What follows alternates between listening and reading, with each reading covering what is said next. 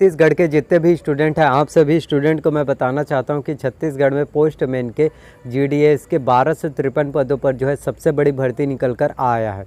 और आप सभी को इस वीडियो में बताऊंगा कैटेगरी वाइज पोस्ट की एससी कैटेगरी के लिए, एसटी ओबीसी और जनरल कैटेगरी वाले स्टूडेंट के लिए कितना कितना पोस्ट है। तो आप सभी स्टूडेंट को तो पता चल गया होगा कि चयन प्रक्रिया जो है किस तरह से होगा। तो आप लोगों को मैं क्लियर बताना चाहता हूं कि पोस्टमैन जीडीएस का जो भर्ती रहेगा वो आपका जो है मेरिट बेस पर जो है सिलेक्शन होगा। आपका एग्ज़ाम नहीं होगा, डायरेक्ट सीधी भर्ती होगा। यहाँ पर कहीं पर भी आपको जो है रिटर्न एग्ज़ाम जो है देने की कोई भी ज़रूरत नहीं है, सिर्फ आपके परसेंटेज के हिसाब से ही आपका सिलेक्शन होगा। अब बात यहाँ पर ये उठता है कि मेरिट बेस पर सिलेक्शन होगा, तो यह सिलेक्शन जो है किस तरह से होगा।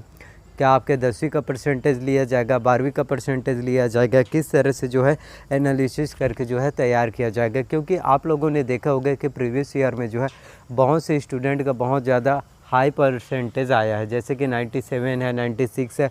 अगर किसी स्टूडेंट को यदि आप बोलोगे कि कितना परसेंटेज आपका आया, इस साल का बात मैं नहीं कर रहा हूँ, पिछले 2 साल का बात कर रहा हूँ। अगर आप किसी स्टूडेंट को पूछेंगे आपका कितना परसेंटेज आया, तो 100% हर स्टूडेंट आपको बोलेंगे 89, 95, 97। ऐसे लग रहा है कि बताने पर भी ऐसा लग रहा है कि फ्री फंड के ही उन लोगों को इतना परसेंटेज जो है दे दिया गया। अब आप ऐसे काफ़ी स्टूडेंट हैं जो 4-5 साल पहले या फिर जिन्होंने 2012 में 10 में जो है 10वीं का एग्ज़ाम जो है पास किया था, 12वीं का एग्ज़ाम पास किया था और उसमें आपका परसेंटेज जो है 70 है, 75 है, 72, किसी का 60, किसी का यदि 50 है, 45 है, तो वो स्टूडेंट क्या करेंगे।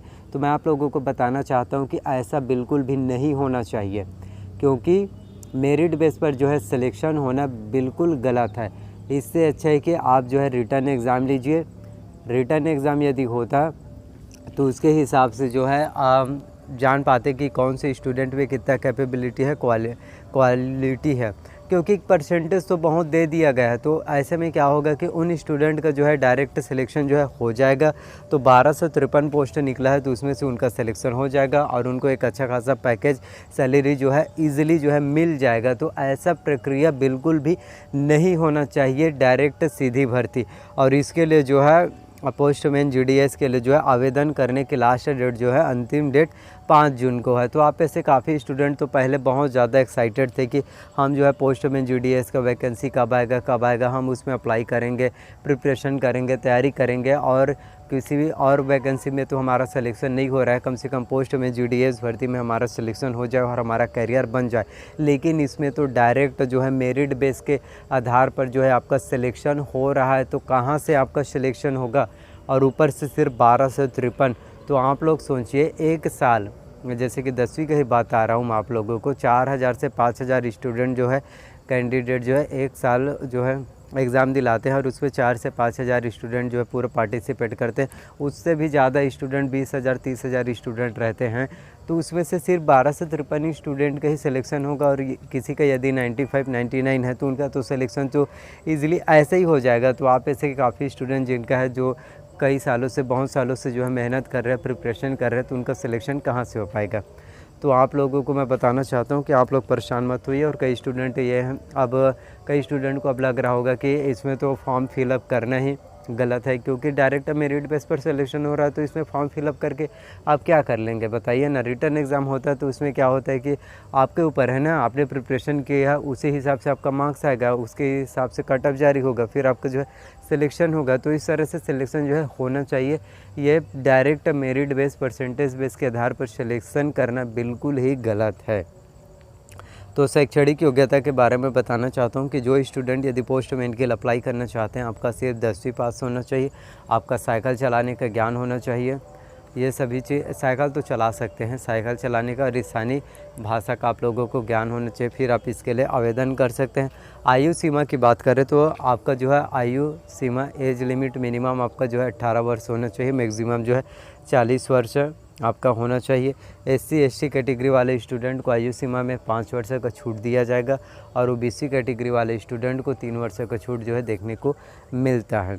तो पोस्ट में जीडीएस भर्ती प्रिपरेशन आप किस तरह से कर सकते हैं, तो इसमें प्रिपरेशन करने का कुछ तो है ही नहीं। अगर रिटर्न एग्ज़ाम होता तो उसमें आप जो है तैयारी कर सकते थे कि हाँ, ये मैं जीके पढ़ूंगा, सामान्य ज्ञान पढ़ूंगा, उसके बाद मेरा सिलेक्शन होगा। और इसमें क्या है, ये डायरेक्ट सीधी भर्ती है, तो आप किस तरह से सिलेक्शन होगा, मेरिट बेस पर डायरेक्ट जो है सिलेक्शन आपका लिया जा रहा है। तो ऐसे में काफ़ी स्टूडेंट हैं जो बहुत ज़्यादा नर्वस और बहुत ज़्यादा वो लोग अब परेशान हो गए हैं कि डायरेक्ट सीधी भर्ती है तो कहाँ से सिलेक्शन होगा। उनका भी सोचना बिल्कुल ही स्वाभाविक है। डायरेक्ट मेरिट बेस पर सिलेक्शन करना ये कहाँ की बात है। रिटर्न एग्ज़ाम होना चाहिए, उसके बाद ही जो है सिलेक्शन होना चाहिए। आप कितना भी टफ एग्ज़ाम क्यों ना ले, कम से कम मेरिट बेस पर ही बच्चों का सिलेक्शन होना चाहिए। रिटर्न एग्ज़ाम होना ही चाहिए, ये मेरिट बेस पर सही नहीं है। तो जो भी स्टूडेंट अगर अप्लाई करना चाहते हैं तो अप्लाई जो है कर सकते हैं। आवेदन करने की लास्ट डेट जो है 5 जून है। 5 जून तक आप जो है आवेदन कर सकते हैं। तो जो भी स्टूडेंट जिनका परसेंटेज बहुत अच्छा रहेगा उनका जो है एक मेरिट बेस तैयार किया जाएगा, उसके बाद ही आप लोगों का सिलेक्शन होगा। तो जो भी स्टूडेंट इच्छुक है जो अप्लाई करना चाहते हैं पोस्टमैन के लिए, तो जिनका परसेंटेज बहुत अच्छा है उन स्टूडेंट को तो बहुत बहुत एडवांस में कांग्रेचुलेशन।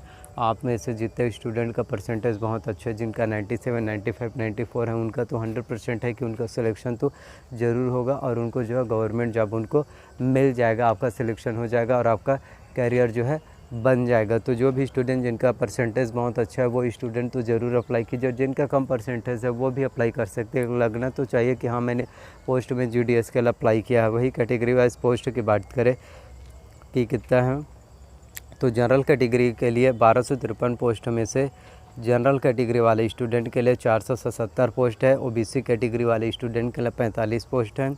SC कैटेगरी के लिए 176 पोस्ट है। ST कैटेगरी के लिए जो है 373 पोस्ट हैं। तो ये 1253 पोस्ट में ये सभी पोस्ट हैं। तो GDS की तैयारी करना शुरू कीजिए। जिनका साइकिल चलाने का ज्ञान नहीं है वो साइकिल प्रैक्टिस कर सकते हैं। जिनका परसेंटेज बहुत अच्छा है उनका तो बहुत ही अच्छा है, वो तो बहुत ही ज़्यादा एक्साइटेड और खुश होंगे कि हमारा सिलेक्शन तो पक्का है। तो आप लोगों को आई होप कि सभी जानकारी मैंने GDS सिलेक्शन प्रोसीजर के बारे में बता दिया।